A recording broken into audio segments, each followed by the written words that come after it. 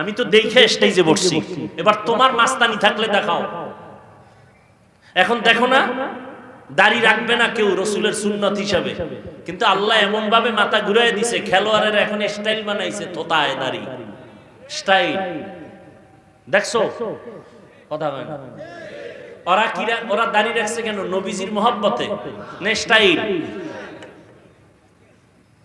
এই আমগো রুমাল আমরা পাগড়ি বান্ধি, এখন এই রুমাল খেলোয়াড়দের মাথায় বাঁধে। এই লালটা না হলে অন্য ডিজাইনের এই রুমালই লাল নয়। আমার রসুলের আশেক হওয়া এত সোজা। আমার বয়ান তো ছিল আজকে রসুলের ইশক আর মহব্বত নিয়ে। আয়াত তো যা পড়ছি মোটামুটি সবাই পারে, ওমা আরসালনাকা ইল্লা রাহমাতাল লিল আলামিন। ইশক কারে কয় বুঝায় যাওয়ার নিয়তে পড়ছিলাম, কিন্তু সময় হবে না।